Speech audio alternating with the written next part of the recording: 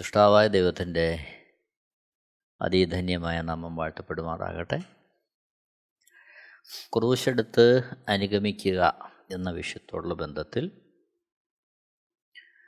പുതിയ മനുഷ്യൻ്റെ അവസ്ഥ പ്രായോഗികമാകുന്നത് എങ്ങനെ, അതാണ് ഇവിടെ നമ്മൾ വിചിന്തനം ചെയ്യുവാൻ കർത്താവിൽ ആഗ്രഹിക്കുന്നത്.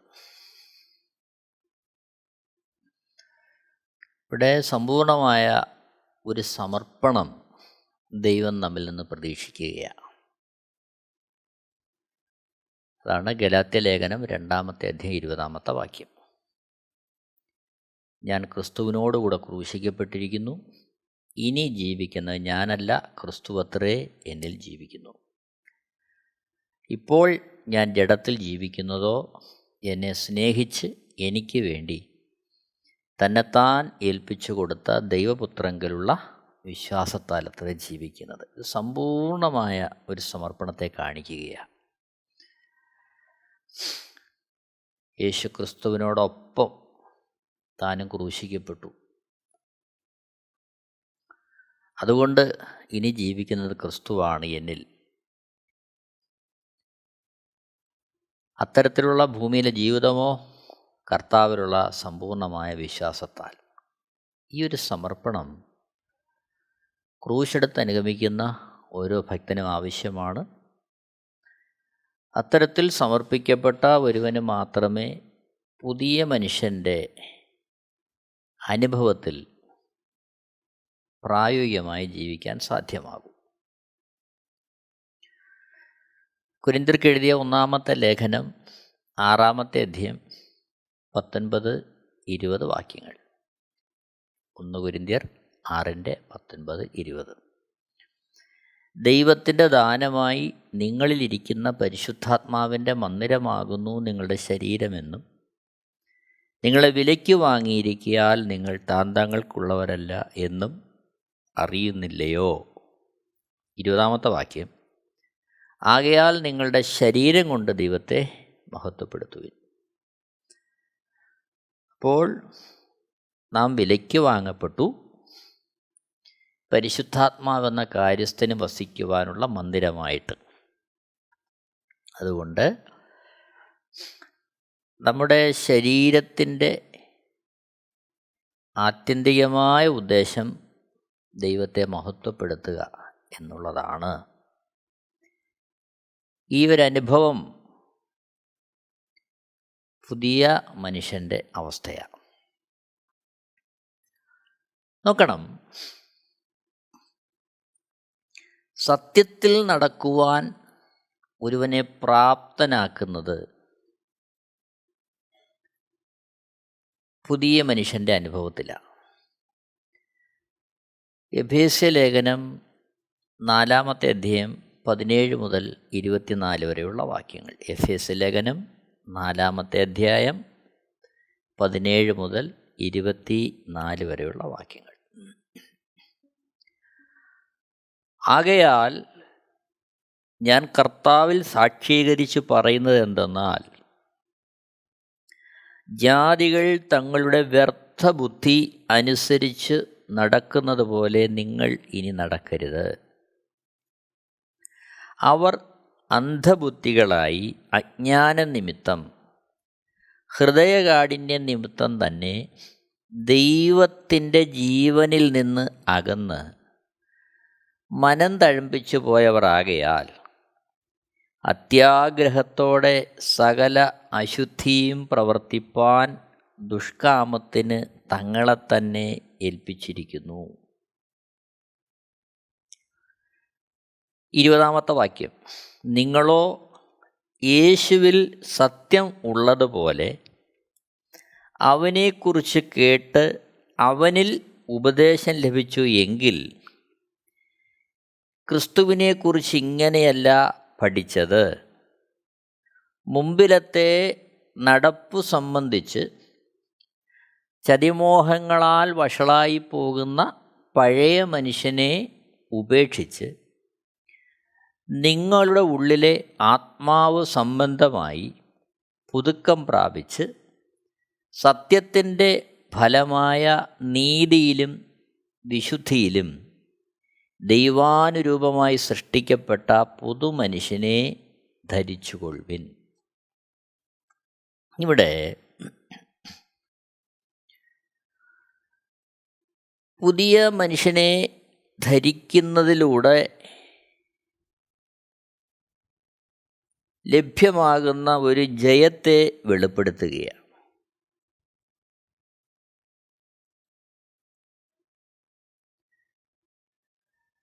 അത് മുമ്പ് നമ്മൾ നടന്നിരുന്ന നടപ്പിനെ ഒഴിവാക്കുവാൻ. എന്താണ് മുമ്പ് നടന്ന അനുഭവം? ജാതികൾ തങ്ങളുടെ വ്യർത്ഥബുദ്ധി അനുസരിച്ച് നടക്കുന്നത് പോലെ നിങ്ങളിനി നടക്കരുത്. ജാതികളുടെ മുമ്പിലത്തെ നടപ്പ് എങ്ങനായിരുന്നു? വ്യർത്ഥബുദ്ധി അനുസരിച്ച് നടന്നു. അത് നിമിത്തം എന്തുണ്ടായി? അവർ അന്ധബുദ്ധികളായി. അജ്ഞാനം നിമിത്തം, ഹൃദയകാഠിന്യം നിമിത്തം തന്നെ ദൈവത്തിൻ്റെ ജീവനിൽ നിന്ന് അകന്ന് മനം തഴമ്പിച്ചു പോയവർ ആകയാൽ അത്യാഗ്രഹത്തോടെ സകല അശുദ്ധിയും പ്രവർത്തിപ്പാൻ ദുഷ്കാമത്തിന് തങ്ങളെ തന്നെ ഏൽപ്പിച്ചിരിക്കുന്നു. നോക്കണം, പുതുമനുഷ്യനെ ധരിക്കുന്ന അനുഭവത്തിൽ, പുതുമനുഷ്യൻ്റെ അനുഭവത്തിൽ നമ്മൾ ജീവിച്ചില്ല എങ്കിൽ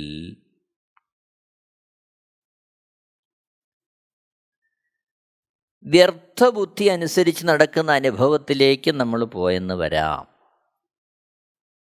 അതുകൊണ്ടാണ് പുതുമനുഷ്യനെ ധരിച്ചുകൊള്ളുവിൻ.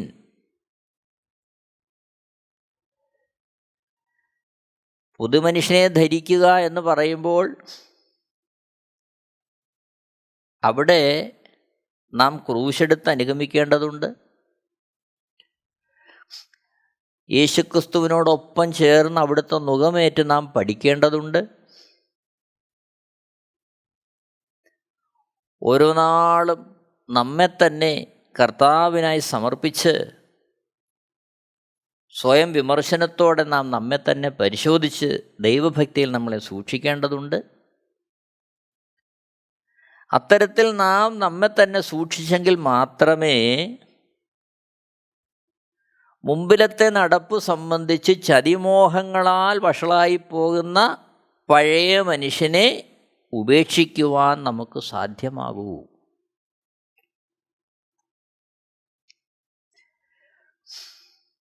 അപ്പോൾ മുമ്പിലത്തെ നമ്മുടെ നടപ്പ് എന്തായിരുന്നു? ചതിമോഹങ്ങളാൽ വഷളായി പോകുന്ന അനുഭവം. ഇവിടെയാണ് നമ്മൾ നമ്മുടെ ആത്മീയ ജീവിതത്തെ പരിശോധിക്കേണ്ടത്. യേശുവിനെ രക്ഷകനും കർത്താവും പാപമോചകനുമായി സ്വീകരിച്ചു എന്ന് നാം പറയുമ്പോഴും ചതിമോഹങ്ങളിൽ നിന്ന് നാം മോചനം പ്രാപിച്ചിട്ടുണ്ടോ? ഓർക്കുക, നാം ആരും സമ്പൂർണമായി ജയിച്ചവരല്ല. ജീവിതത്തിൻ്റെ ഓരോ നിമിഷങ്ങളിലും കർത്താവിനുള്ള ഭക്തിയിൽ നാം നമ്മെ തന്നെ സൂക്ഷിച്ച് ക്രൂശെടുത്ത് അനുഗമിക്കുവാൻ സമർപ്പിക്കപ്പെട്ടില്ല എങ്കിൽ ചതിമോഹങ്ങളാൽ നാം വഷളായി പോകുവാനുള്ള സാധ്യതയുണ്ട്. ചതിമോഹങ്ങൾ എന്ന് പറയുമ്പോൾ ലോകത്തിൻ്റെ മോഹമാണ്. അത് നമ്മളെ ചതിക്കുന്നതാണ്. എങ്ങനെ ചതിക്കുന്നു? ദൈവത്തിൻ്റെ ഇഷ്ടത്തിൽ നിന്ന് നീങ്ങി സ്വയത്തിൻ്റെ ഇഷ്ടത്തിലേക്കും ജഡത്തിൻ്റെ ഇഷ്ടത്തിലേക്കുമൊക്കെ നമ്മളെ വലിച്ചു കളയുവാൻ തക്കവണ്ണം നമ്മളെ വശീകരിക്കുന്നു. ഇവിടെയാണ് ഭയത്തോടെ നാം നമ്മുടെ ക്രിസ്തീയ ജീവിതത്തെ പരിശോധിക്കേണ്ടതിൻ്റെ ആവശ്യം. നാം ജീവിക്കുന്ന ഈ കാലഘട്ടങ്ങളിൽ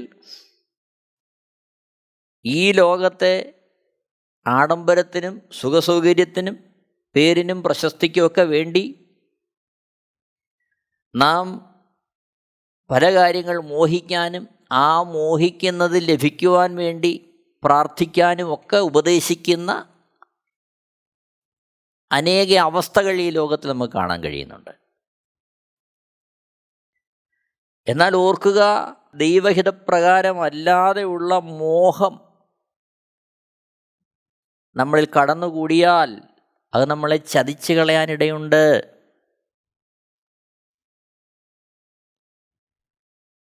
യാക്കോബ് എഴുതിയ ലേഖനം 1-ാമത്തെ അധ്യായം 14 മുതലുള്ള വാക്യങ്ങൾ നോക്കുമ്പോൾ, ഓരോരുത്തൻ പരീക്ഷിക്കപ്പെടുന്നത് സ്വന്തം മോഹത്താൽ ആകർഷിച്ച് വശീകരിക്കപ്പെടുകയാലാകുന്നു. മോഹം ഗർഭം ധരിച്ച് പാപത്തെ പ്രസവിക്കുന്നു, പാപം മുഴുത്തിട്ട് മരണത്തെ പെറുന്നു. എൻ്റെ പ്രിയ സഹോദരന്മാരെ, വഞ്ചിക്കപ്പെടരുത്. 14, 15, 16 വാക്യങ്ങൾ, യാക്കോബ് എഴുതിയ ലേഖനം 1-ാമത്തെ അധ്യായം. ഇവിടെ സ്വന്തം മോഹങ്ങളിൽ ആകർഷിച്ച് വശീകരിക്കപ്പെട്ടു പോകരുതെന്ന് പരിശുദ്ധാത്മാവ് വളരെ ശക്തമായിട്ട് നമ്മെ പ്രബോധിപ്പിക്കുകയാണ്.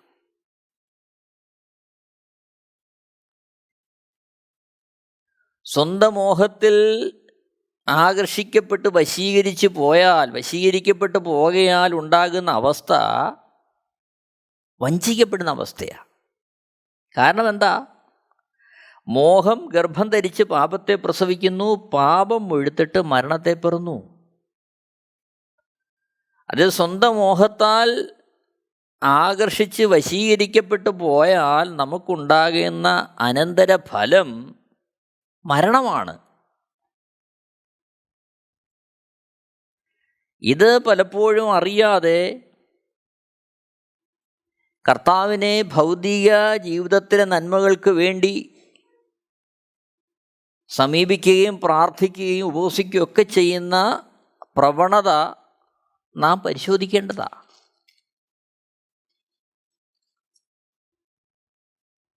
വിശുദ്ധ വേദപുസ്തകം പറയുന്നത് ചതിമോഹങ്ങളാൽ വഷളായി പോകുന്ന പഴയ മനുഷ്യനെ നമ്മൾ ഉപേക്ഷിക്കണം.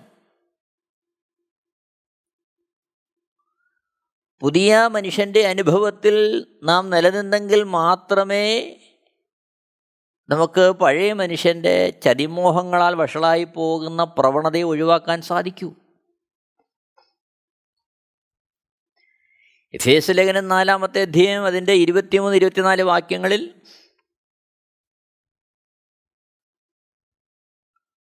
നാം ഇങ്ങനെ കാണുന്നു: ഉള്ളിലെ ആത്മാവ് സംബന്ധമായി പുതുക്കം പ്രാപിച്ച് സത്യത്തിൻ്റെ ഫലമായ നീതിയിലും വിശുദ്ധിയിലും ദൈവാനുരൂപമായി സൃഷ്ടിക്കപ്പെട്ട പുതുമനുഷ്യൻ. ഇവിടെ പുതുമനുഷ്യൻ്റെ പ്രത്യേകതയെ വിവരിക്കുന്നത് ആത്മാവ് സംബന്ധമായി പുതുക്കം പ്രാപിച്ച് സത്യത്തിൻ്റെ ഫലമായ നീതിയിലും വിശുദ്ധിയിലും ദൈവാനുരൂപമായി സൃഷ്ടിക്കപ്പെട്ട പുതുമനുഷ്യനെ ധരിച്ചുകൊള്ളുവിൻ. അപ്പോൾ പുതുമനുഷ്യനെ ധരിക്കുക എന്ന് പറയുമ്പോൾ അവിടെ അർത്ഥമാക്കുന്നത് നിരന്തരം മാനസാന്തരത്തിൻ്റെ അനുഭവത്തിൽ ക്രൂശെടുത്തുകൊണ്ട് കർത്താവിനെ അനുഗമിക്കുന്ന അവസ്ഥ. യേശുക്രിസ്തുവിനെ ധരിക്കുക. പുതുമനുഷ്യൻ എന്ന് പറയുമ്പോൾ അവിടെ പറയുന്നത് ക്രിസ്തു യേശുവിനെ ധരിക്കുക. ഇതിൻ്റെ പ്രായോഗിക തലമാണ് ചതിമോഹങ്ങളിൽ നിന്ന് നാം മോചനം പ്രാപിക്കുക.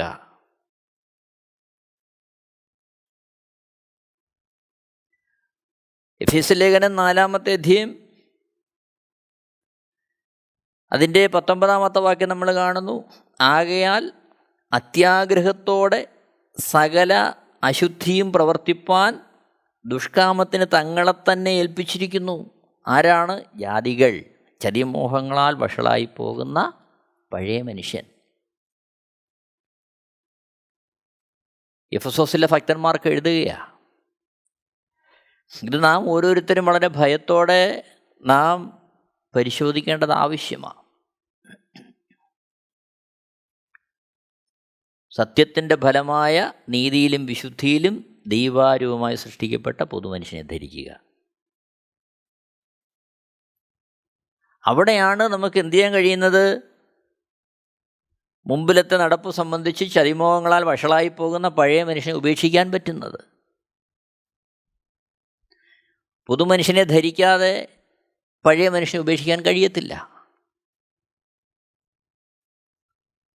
അവിടെയാണ് ക്രൂശ് എടുത്തുകൊണ്ട് നാം കർത്താവിനെ അനുഗമിക്കേണ്ടതിൻ്റെതായ ആവശ്യകത, ദൈവേഷ്ടത്തിനായി നമ്മളെ തന്നെ സമർപ്പിക്കേണ്ടതിൻ്റെ ആവശ്യകത. എഫേസ്യ ലേഖനം 5-ാമത്തെ അധ്യായം 8 മുതൽ ഉള്ള വാക്യങ്ങൾ പരിശോധിക്കുമ്പോൾ, എഫേസ്യ ലേഖനം 5-ാമത്തെ അധ്യായം 8 മുതൽ, മുമ്പേ നിങ്ങൾ ഇരുളായിരുന്നു, ഇപ്പോഴോ കർത്താവിൽ വെളിച്ചമാകുന്നു. കർത്താവിന് പ്രസാദമായത് എന്തെന്ന് പരിശോധിച്ചുകൊണ്ട് വെളിച്ചത്തിലുള്ളവരായി നടന്നുകൊള്ളുവിൻ. സകല സദ്ഗുണവും നീതിയും സത്യവുമല്ലോ വെളിച്ചത്തിൻ്റെ ഫലം. ഇരുട്ടിൻ്റെ നിഷ്ഫല പ്രവൃത്തികളിൽ കൂട്ടാളികളാകരുത്, അവയെ ശാസിക്കുകയത്രേ വേണ്ടത്.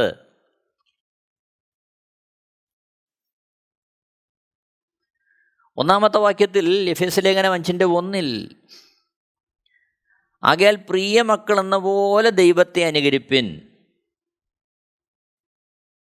പുതിയ മനുഷ്യനെന്ന് പറയുമ്പോൾ ദൈവത്തെ അനുകരിക്കുവാൻ വാഞ്ചിക്കുന്ന അനുഭവം, പ്രിയ മക്കളെന്ന പോലെ ദൈവത്തെ അനുകരിപ്പാൻ. അപ്പോൾ ആ ഒരു അനുഭവത്തിൽ ജീവിക്കുവാൻ നമുക്ക് കഴിയണമെങ്കിൽ പുതുമനുഷ്യൻ്റെ അനുഭവം നമ്മൾ ഉണ്ടായേ പറ്റൂ.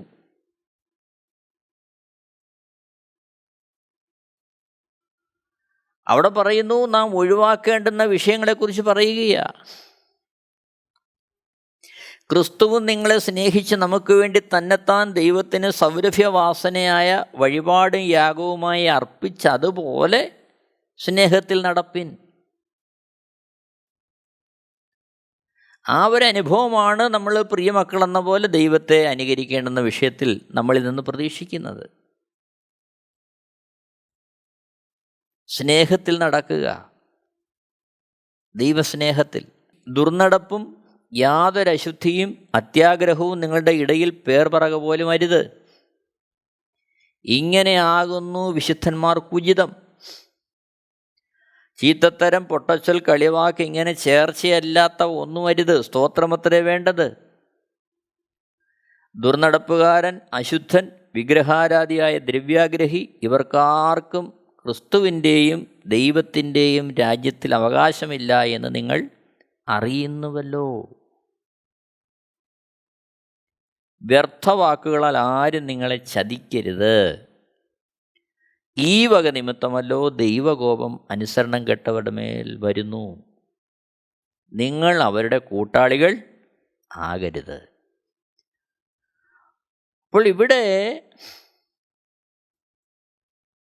ദൈവം നൽകുന്ന വിശുദ്ധിയിലും ദൈവത്തിലുള്ള സമ്പൂർണ്ണ ആശ്രയത്തിലും യാതൊരു വിധമായ ജഡത്തിൻ്റെ പ്രവൃത്തികളിലേക്കും വീണു പോകാതെ നിലനിന്ന് പോകണമെങ്കിൽ നാം കർത്താവിൽ സമ്പൂർണ്ണമായി ആശ്രയിച്ച് പുതിയ മനുഷ്യൻ്റെ അനുഭവത്തിൽ നാം നിലനിന്നേ മതിയാകൂ. ദൈവം നമ്മളിൽ നിന്ന് പ്രതീക്ഷിക്കുകയാണ്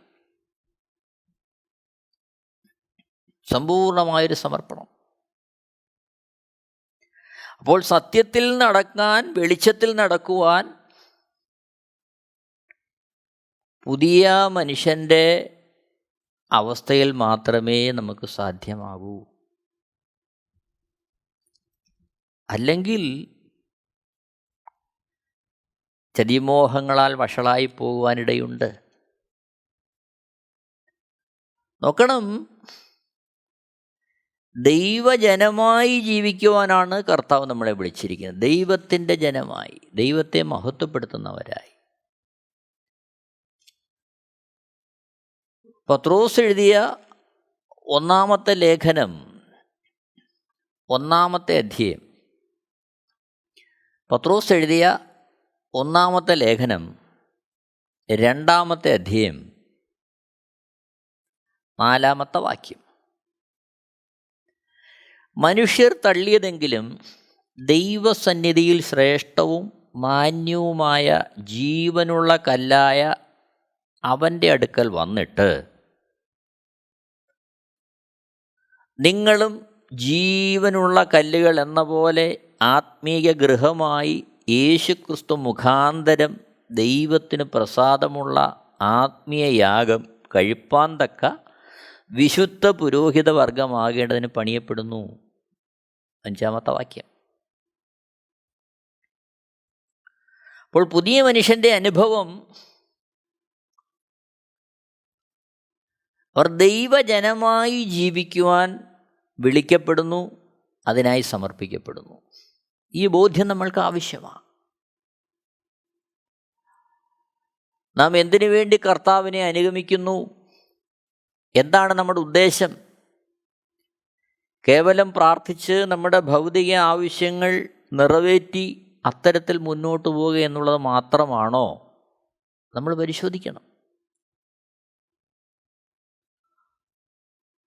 9 മുതലുള്ള വാക്യങ്ങൾ വായിക്കുമ്പോൾ 1 പത്രോസ് 2:9 മുതൽ, നിങ്ങളോ അന്ധകാരത്തിൽ നിന്ന് തൻ്റെ അത്ഭുത പ്രകാശത്തിലേക്ക് നിങ്ങളെ വിളിച്ചവൻ്റെ സൽഗുണങ്ങളെ ഘോഷിപ്പാൻ തക്കവണ്ണം തിരഞ്ഞെടുക്കപ്പെട്ടൊരു ജാതിയും രാജകീയ പുരോഹിത വർഗവും വിശുദ്ധ വംശവും സ്വന്തം ജനവുമാകുന്നു. മുമ്പേ നിങ്ങൾ ജനമല്ലാത്തവർ, ഇപ്പോഴോ ദൈവത്തിൻ്റെ ജനം, കരുണ ലഭിക്കാത്തവർ, ഇപ്പോഴോ കരുണ ലഭിച്ചവർ തന്നെ. അപ്പോൾ ദൈവത്തിൻ്റെ ജനമല്ലാതിരുന്ന നമ്മെ കൃപയാൽ ദൈവം വിളിച്ചു, ദൈവത്തിൻ്റെ ജനമാക്കി. സത്യത്തിലും വെളിച്ചത്തിലും നടക്കുന്ന നമ്മുടെ ദൗത്യം 9-ാമത്തെ വാക്യത്തിൽ 1 പത്രോസ് 2:9, നിങ്ങളോ അന്ധകാരത്തിൽ നിന്ന് തൻ്റെ അത്ഭുത പ്രകാശത്തിലേക്ക് നിങ്ങളെ വിളിച്ചവൻ്റെ സദ്ഗുണങ്ങളെ ഘോഷിപ്പാൻ തക്കവണ്ണം തിരഞ്ഞെടുക്കപ്പെട്ട ഒരു ജാതിയും രാജകീയ പുരോഹിത വർഗവുമാകുന്നു. അപ്പോൾ നമ്മുടെ തിരഞ്ഞെടുപ്പ് എന്താണ്? നമ്മുടെ വിളി എന്താണ്? അന്ധകാരത്തിൽ നമ്മളെ അത്ഭുത പ്രകാശത്തിലേക്ക് വിളിച്ചു, ഈ ലോകത്തിൽ നിന്ന് നമ്മളെ ദൈവരാജ്യത്തിലേക്ക് വിളിച്ചു. എന്തിനാണ്? വിളിച്ചവൻ്റെ സദ്ഗുണങ്ങളെ ഘോഷിക്കുക. ഇവിടെ വായിക്കുന്നു, സദ്ഗുണങ്ങളെ ഘോഷിപ്പാൻ തക്കവണ്ണം തിരഞ്ഞെടുക്കപ്പെട്ട ഒരു ജാതി. അപ്പോൾ നമ്മളെ വിളിച്ചതിൻ്റെ ആത്യന്തികമായ ലക്ഷ്യം വിളിച്ചവൻ്റെ സദ്ഗുണങ്ങളെ ഘോഷിക്കുക എന്നുള്ളതാണ്. അപ്പോൾ പുതിയ മനുഷ്യൻ്റെ ദൗത്യം അന്ധകാരത്തിൽ നമ്മളെ അത്ഭുത പ്രകാശത്തിലേക്ക് വിളിച്ച ദൈവത്തിൻ്റെ സദ്ഗുണങ്ങളെ ഘോഷിക്കുക. അതിനായിട്ടാണ് തിരഞ്ഞെടുത്തത്. അതിനായി തിരഞ്ഞെടുത്തൊരു ജാതിയാണ്, രാജകീയ പുരോഹിത വർഗമാണ്, വിശുദ്ധ വംശമാണ്, സ്വന്തം ജനമാണ്. വിളിക്കുന്നതിന് മുമ്പ് നമ്മൾ ജനമല്ലാത്തവരായിരുന്നു. വിളിച്ചു കഴിഞ്ഞപ്പോൾ നമ്മൾ ആരായി? ദൈവത്തിൻ്റെ ജനമായി, കരുണ ലഭിച്ചവരായി. നേരത്തെ കരുണ ലഭിക്കാത്തവരായിരുന്നു. അപ്പോൾ ഈ സദ്ഗുണങ്ങളെ ഘോഷിക്കുക എന്ന് പറയുമ്പോൾ അതിൻ്റെ ആകുത്തുക എന്താണെന്ന് താഴേക്ക് കാണുന്നു. 11 മുതൽ വായിക്കുമ്പോൾ, പ്രിയമുള്ളവരെ, പ്രവാസികളും പരദേശികളുമായ നിങ്ങളെ ആത്മാവിനോട് പോരാടുന്ന ജഡമോഹങ്ങളെ വിട്ടകന്ന് ജാതികൾ നിങ്ങളെ ദുഷ്പ്രവർത്തിക്കാരെന്ന് ദുഷിക്കുന്തോറും നിങ്ങളുടെ നല്ല പ്രവൃത്തികളെ കണ്ടറിഞ്ഞിട്ട് സന്ദർശന ദിവസത്തിൽ ദൈവത്തെ മഹത്വപ്പെടുത്തേണ്ടതിന് അവരുടെ ഇടയിൽ നിങ്ങളുടെ നടപ്പ് നന്നായിരിക്കണം എന്ന് ഞാൻ പ്രബോധിപ്പിക്കുന്നു. എഫേസ്യ ലേഖനം 4-ാമത്തെ അധ്യായം 17 മുതൽ 24 വരെ വായിക്കുമ്പോൾ സത്യത്തിൽ നടക്കുന്ന അവസ്ഥയെക്കുറിച്ച് പറയുന്നു. ചതിമോഹങ്ങളിൽ പെട്ടുപോകാതെ. എഫേസ്യ ലേഖനം 5-ാമത്തെ അധ്യായം 8 മുതൽ ഉള്ള വാക്യങ്ങളിൽ അവിടെയും വെളിച്ചത്തിൽ നടക്കുന്ന അനുഭവത്തെക്കുറിച്ച് പറയുന്നു. 1 പത്രോസ് 2-ാമത്തെ അധ്യായം അതിൻ്റെ 11-12 വാക്യങ്ങളിൽ നാം കാണുന്നു ആത്മാവിനോട് പോരാടുന്ന ജഡമോഹങ്ങളെ വിട്ടകന്ന്. അതാണ് നമ്മളെ ചതിക്കുന്ന മോഹങ്ങൾ, ജഡത്തിൻ്റെ മോഹങ്ങൾ. അതിനെ വിട്ടകന്ന് എന്ത് ചെയ്യണം? ജാതികൾ നിങ്ങളെ ദുഷ്പ്രവൃത്തിക്കാരെന്ന് ദുഷിക്കുന്നു, നിങ്ങളുടെ നല്ല പ്രവൃത്തികളെ കണ്ടറിഞ്ഞിട്ട് സന്ദർശന ദൈവത്തെ മഹത്വപ്പെടുത്തേണ്ടതിന് അവരുടെ ഇടയിൽ നിങ്ങളുടെ നടപ്പ് നന്നായിരിക്കണം.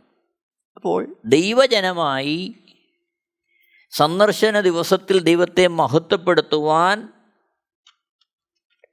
ജാതികൾക്ക് ഇടയാകേണ്ടതിന് പുതിയ മനുഷ്യൻ്റെ അനുഭവത്തിൽ നാം ഈ ലോകത്തിലായിരിക്കുക. അതിൻ്റെ ആകത്തുകയാണ് മത്തായി സുവിശേഷം 5-ാമത്തെ അധ്യായം 43 മുതൽ 48 വരെയുള്ള വാക്യങ്ങളിൽ യേശുക്രിസ്തു ഗിരിപ്രഭാഷണത്തിൽ ശിഷ്യന്മാരോട് പറയുന്നത്. മത്തായി സുവിശേഷം 5-ാമത്തെ അധ്യായം 43 മുതൽ 48 വരെയുള്ള വാക്യങ്ങൾ. കൂട്ടുകാരനെ സ്നേഹിക്ക എന്നും ശത്രുവിനെ പകയ്ക്ക എന്നും അരുളി ചെയ്തത് നിങ്ങൾ കേട്ടിട്ടുണ്ടല്ലോ. ഞാനോ നിങ്ങളോട് പറയുന്നത്, നിങ്ങളുടെ ശത്രുക്കളെ സ്നേഹിപ്പിൻ, നിങ്ങളെ ഉപദ്രവിക്കുന്നവർക്ക് വേണ്ടി പ്രാർത്ഥിപ്പിൻ. സ്വർഗസ്ഥനായ നിങ്ങളുടെ പിതാവിന് പുത്രന്മാരായി തീരേണ്ടതിന് തന്നെ അവൻ ദുഷ്ടന്മാരുടെ മേലും നല്ലവരുടെ മേലും തൻ്റെ സൂര്യനെ ഉദിപ്പിക്കുകയും നീതിമാന്മാരുടെ മേലും നീതികെട്ടവരുടെ മേലും മഴ പെയ്യിക്കുകയും ചെയ്യുന്നുവല്ലോ. 48-ാമത്തെ വാക്യം. ആകയാൽ നിങ്ങളുടെ സ്വർഗീയ പിതാവ് സൽഗുണപൂർണനായിരിക്കുന്ന അതുപോലെ നിങ്ങളും സൽഗുണപൂർണരാകുവിൻ. അതാണ് പുതിയ മനുഷ്യൻ്റെ അനുഭവം. പുതിയ മനുഷ്യനാണ് ദൈവത്തിൻ്റെ മകനായി മകളായി ജീവിക്കുന്ന അവസ്ഥയിൽ നമ്മളെ സൂക്ഷിക്കുന്നത്. ക്രിസ്തുവിനെ ധരിക്കുക എന്ന് പറയുമ്പോൾ പരിശുദ്ധാത്മാവ് നമ്മിൽ വസിച്ചുകൊണ്ട് ദൈവേഷ്ടം ചെയ്യുന്ന തരത്തിൽ നമ്മളെ സമ്പൂർണ്ണമായി സമർപ്പിക്കുക. നമ്മുടെ ശരീരത്തെ പരിശുദ്ധാത്മാവിന് വസിക്കുവാൻ ഉതകുന്ന മന്ദിരമായി നാം വിട്ടുകൊടുക്കുക. ചുരുക്കത്തിൽ ചതിമോഹങ്ങളാൽ വഷളായി പോകാതെ ദൈവേഷ്ടത്തിനായി നമ്മളെ തന്നെ ലഭ്യമാക്കുക. എന്നെ കേൾക്കുന്ന പ്രിയരെ, ഒരു വേള നമുക്ക് നമ്മെ തന്നെ ഒന്ന് പരിശോധിക്കാം. ജീവൻ്റെ പുതുക്കത്തിൽ നടക്കുവാൻ, ദൈവേഷ്ടം ചെയ്ത് ദൈവസന്നിധിയിൽ കാണുവാൻ, ദൈവത്തിൻ്റെ നാമത്തെ മഹത്വപ്പെടുത്തുവാനൊക്കെ ഉതകുന്ന തരത്തിൽ സമർപ്പിക്കപ്പെട്ടൊരു ജീവൻ നമുക്കുണ്ടാകട്ടെ. പഴയ മനുഷ്യൻ ഈ ലോകത്തിനോട് അനുരൂപനാകുവാൻ വെമ്പൽ കൊള്ളുന്ന ആ പഴയ മനുഷ്യൻ്റെ അവസ്ഥയിൽ നിന്ന് പരിശുദ്ധാത്മാവിന് സമ്പൂർണ്ണമായി വിധേയപ്പെടുന്ന പുതിയ മനുഷ്യൻ്റെ അവസ്ഥയിൽ ജീവിക്കുവാൻ നമുക്ക് നമ്മളെ തന്നെ സമർപ്പിക്കാം. ദൈവത്തിൻ്റെ ശ്രേഷ്ഠമായ നാം മഹത്വപ്പെടുമാറാകട്ടെ. ദൈവം എല്ലാവരെയും ധാരാളമായി അനുഗ്രഹിക്കുമാറാകട്ടെ. ആമേൻ. Amen TV network Christian internet channel. സുവിശേഷീകരണത്തിന്റെ വ്യത്യസ്ത മുഖം തേടിയുള്ള യാത്ര. YouTube and Facebook. Amen TV network, Trivandrum, Kerala.